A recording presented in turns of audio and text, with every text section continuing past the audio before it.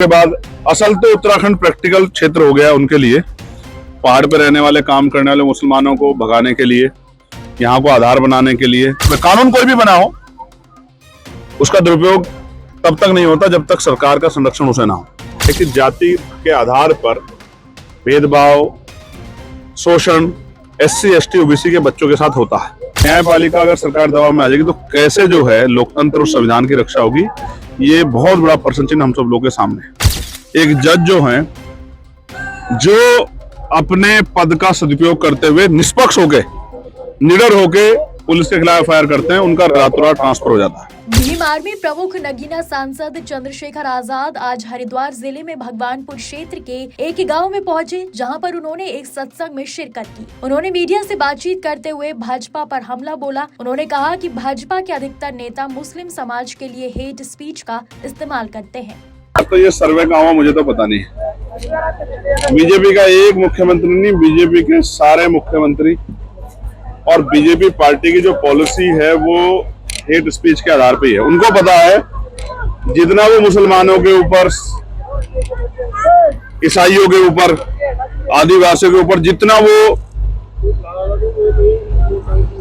पीड़ादायक statement देंगे, उतना ही उनका जो थोड़ा सा वोटर है, बहुत ज्यादा नहीं, थोड़ा सा जो उनका वोटर वो खुश होगा।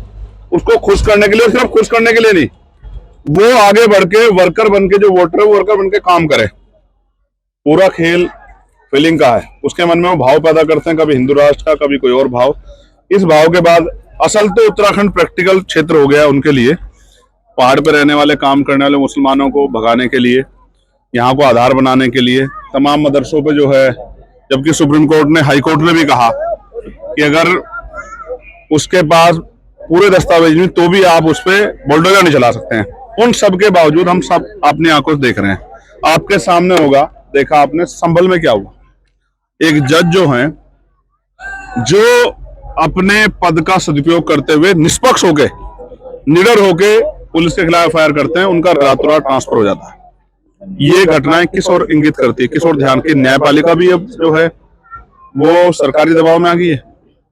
न्यायपालिका अगर सरकार दबाव में आ जाएगी तो कैसे जो है लोकतंत्र और संविधान की रक्षा होगी, ये बहुत बड़ा प्रश्न चिन्ह हम सब लोगों के सामने है। एक बड़ा अहम सवाल वाले फूस का छप्पर आपका है, आग के पीछे तेज हवा है, आगे मुकद्दर आपका है। मेरे कत्ल पे तू भी खुश था, तेरा नंबर अब आया।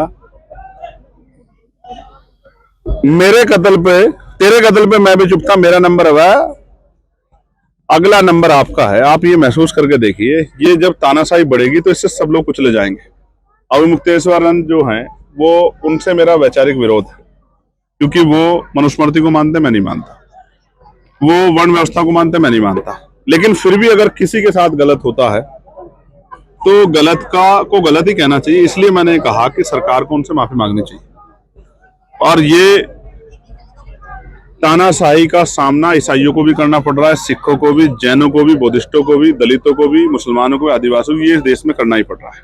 अहंकारी होगी सरकार, इस सरकार का अहंकार भी टूटेगा और जनता का जो को झूठ फैलाया था, उसको झूठ का भरम भी टूटेगा। जल्दी ये लोग जाने वाले हैं। तो लंबे समय से जिन चीजों को इग्नोर किया गया, उनको अब शामिल किया गया है।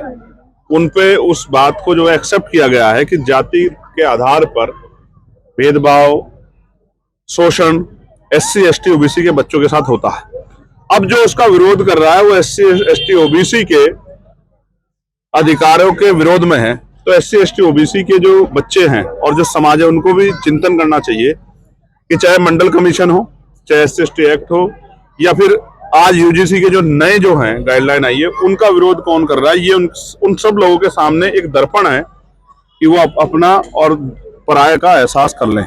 मैं UGC के जो नए नियम आए हैं, जो कमजोर वर्गों के बच्चों में ताकत पैदा करेंगे, जिस तरह का जो है अपमान, जिस तरह का जो है शोषण का माहौल उनको उसके साथ वो पढ़ाई करते हैं, उनमें हिम्मत पैदा करेंगे। और शोषण करने वालों पे कानून कोई भी बना हो, उसका दुरुपयोग तब तक नहीं होता जब तक सरकार का संरक्षण उसे ना हो। कोई झूठा आरोप लगाएगा, जांच हो जाए, काहे को डर रहे हो?